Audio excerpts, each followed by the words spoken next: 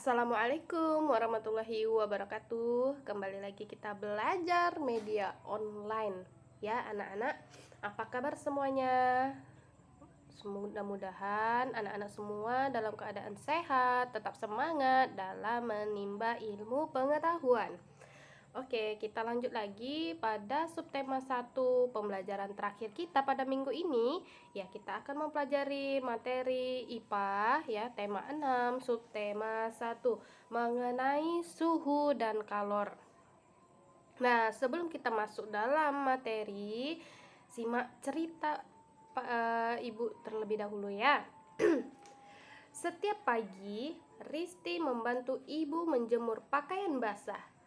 Siang hari setelah pulang sekolah, pakaian itu telah kering dan siap untuk disetrika. Saat mengambil jemuran, di siang hari biasanya pakaian itu terasa hangat. Mengapa pakaian yang basah itu menjadi kering? Mengapa pakaian itu terasa hangat? Menjemur pakaian merupakan contoh kegiatan yang memanfaatkan energi panas. Energi panas juga disebut kalor.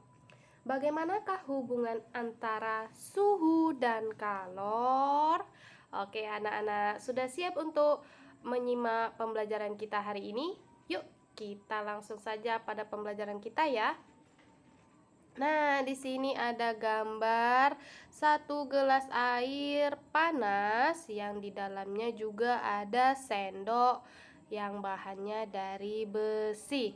Nah, kita identifikasi ya sumber energi panas pada benda-benda yang ada di sekitar kita, terutama yang ada pada gambar berikut ini. Oke, tadi kita sudah tahu ya, kalor itu apa? Ya, sudah tahu?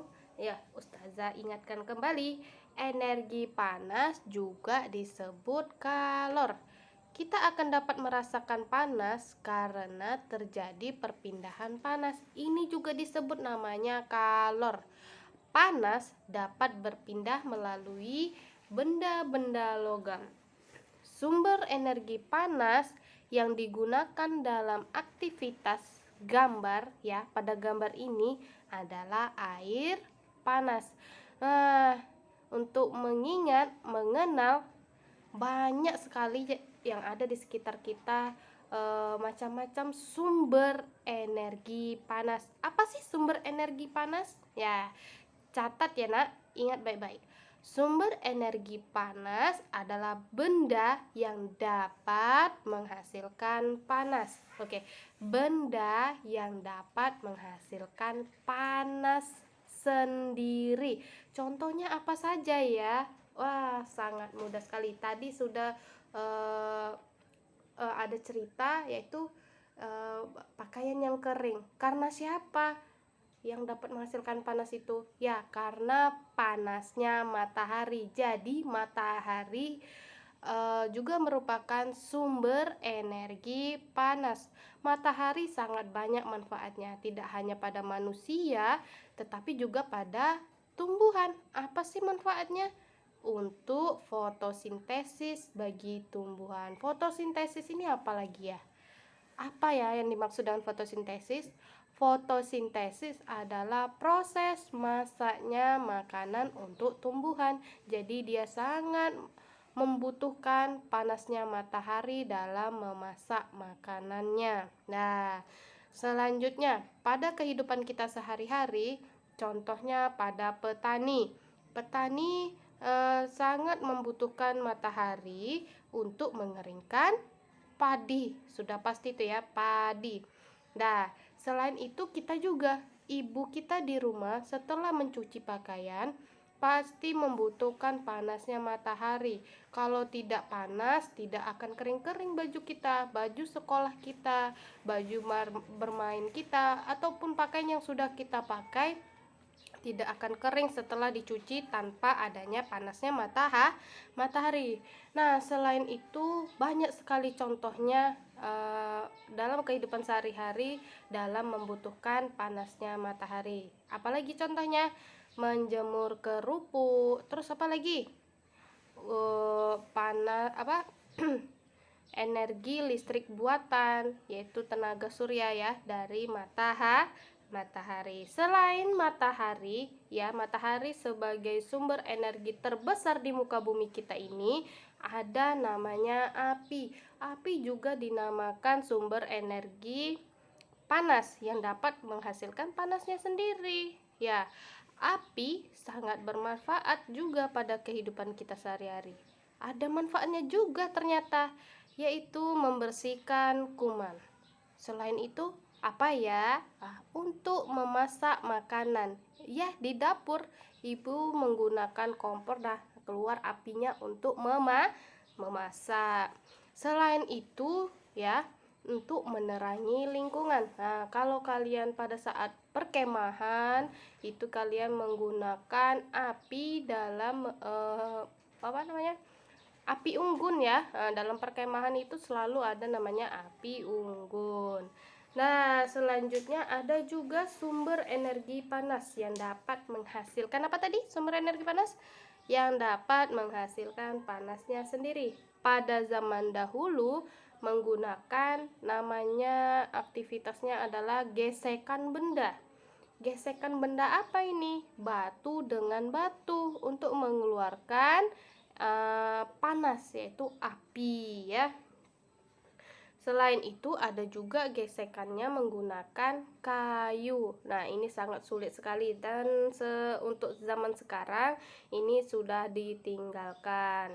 Dan yang terakhir ada sumber energi panas yang dinamakan, yang sangat banyak kita gunakan dalam kehidupan sehari-hari sekarang ini, itu ya adalah listrik. Ya, listrik ini banyak sekali. Contohnya, mensetrika pakaian menggunakan setrika, ya, menggosok pakaian. Selanjutnya, memasak nasi. Memasak nasi menggunakan apa namanya? Rice cooker. Selanjutnya, untuk menghilangkan keringat kita menggunakan namanya kipas angin. Nah, banyak sekali kan contoh-contoh sumber energi panas. Oke, sudah paham ya anak-anak? Kita lanjut. Nah, di sini ada gambar wadah yang di dalamnya air, selanjutnya di bawahnya ada api yang menyala. Jadi, tahukah kalian yang manakah dari 3 benda yang Ustazah sebutkan tadi yang dinamakan sumber energi panas pada aktivitas berikut ini? Ya, sudah pasti tahu ya. Api jawabannya. Karena api dapat menghasilkan panasnya sendiri. Oke, kita lanjut. Pengaruh kalor terhadap benda. Nah, di sini ada skema ya yang harus kita pahami bersama. Dan di sini yang sebelah kiri ada benda cair dan yang sebelah kanan ada benda padat. Benda cair ada 2 proses. Yang pertama menguap ya. Kita jelaskan dulu menguap. Benda cair, air yang menguap. Ya, menguap ini biasanya terkena panas ya. Menguap akan menghasilkan gas. Dan gas ini biasanya mengepul ke awan ya, menjadi awan.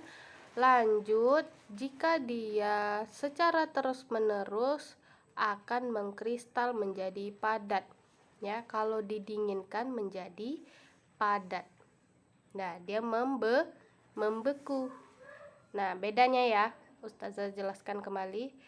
Benda cair jika dipanaskan akan mengalami penguapan dan hasilnya adalah gas ya, menjadi gas. Jika didinginkan dia akan membeku dan benda cair ini akan menjadi padat. Oke, lanjut. Benda padat mengalami 2 proses ya. Benda padat jika dipanaskan akan mencair, akan mengalami mencair ya, menjadi benda cair. Nah, jika dia mengalami pemuaian yaitu menyublim, nah menjadi gas. Oke, sudah paham ya anak-anak? Kita lanjut kembali. Nah, di sini ada gambar apa ya? Nah, ini adalah namanya termometer. Termometer biasanya kita gunakan untuk mengukur suhu. Apalagi saat sekarang ini masa pandemi, kita menggunakan alat yang dinamakan termometer. Suhu, udah tahu namanya suhu itu apa, nah? Oke, suhu adalah derajat suatu benda. Semakin panasnya suatu benda, maka suhu benda itu pun tinggi. Suhu dapat diukur menggunakan termometer. Oke, lanjut. Dalam perpindahan kalor di kehidupan sehari-hari ada dua proses ataupun dua kejadian, yaitu yang dinamakan pemuaian dan penyusutan pada benda. Pemuaian adalah perubahan benda oleh kalor yang mengakibatkan pertambahan panjang, lebar, tinggi, ataupun volume benda. Ya, pemuaian itu adalah pertambahan atau bertambah, membesar dia. Nah, beda dengan penyusutan. Penyusutan adalah perubahan benda oleh menurunnya suhu yang mengakibatkan pengurangan ukuran. Dia berkurang ukurannya ya. Kebalikan dari pemuaian. Nah, langsung saja contoh-contoh benda yang mengalami pemuaian atau penyusutan benda. Nah, kejadian pada gambar yang kedua itu ada ban sepeda. Ban sepeda yang terlalu lama diletakkan di atas lantai dapat menyebabkan udara di dalam ban menyusut. Itu disebabkan karena lantai yang dingin.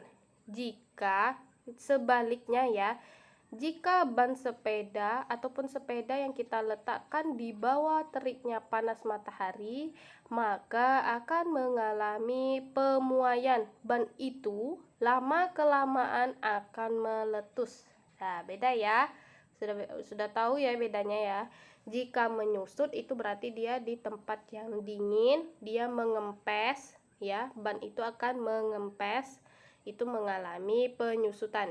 Jika dia ban itu mengalami meletus, berarti dia akan membesar. Lama-kelamaan udara yang di dalam ban itu akan memuai.